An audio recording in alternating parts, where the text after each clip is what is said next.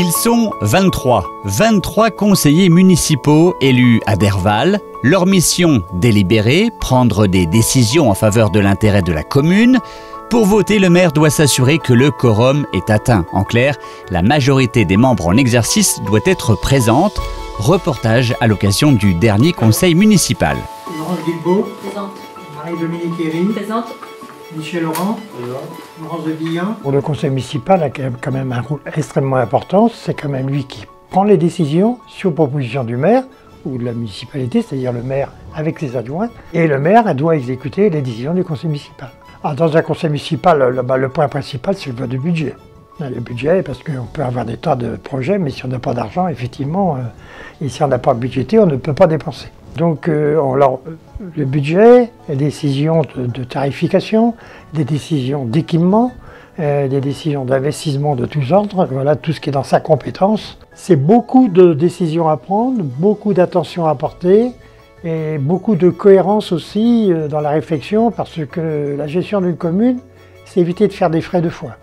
Si je prends un exemple pour Derval, on a fait une zone de loisirs, tout est concentré sur la zone de loisirs. Le conseil municipal se réunit environ une fois par mois, principalement pour voter et valider ce qui a été préparé en amont.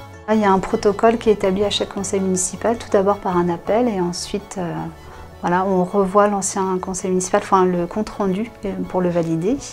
Et après, ça s'enchaîne, on reçoit les points avant, environ une semaine avant, et on a le temps de les étudier à la maison, voilà, si on a des questionnements par rapport à chaque point. Après, ça prend le temps qu'on veut bien donner. Il y a au moins la participation aux conseils municipaux, qui sont, bon voilà, l'engagement déjà à la base c'est celui-ci, d'être là au moins une fois par mois. Et puis après, en fonction du temps qu'on peut donner, de faire partie des commissions, d'aller dans les réunions des diverses commissions pour voir comment se montent les projets, parce qu'au niveau du conseil municipal, on vote les choses. Donc elles ont été travaillées en amont. Après, c'est un peu en fonction de chacun et du temps qu'on peut et qu'on veut donner. Du temps donné par les conseillers municipaux, mais l'enrichissement personnel est conséquent. On apprend beaucoup de choses au niveau de la vie de la commune, du temps que ça peut représenter en tant qu'élu aussi. Il y a énormément de démarches, de la gestion de la commune aussi. J'ai une entreprise et en fait, il y a des parallèles en fait, qui sont avec la vie d'une entreprise aussi. Au niveau de l'interprétation par exemple des bilans, des budgets de fonctionnement, voilà.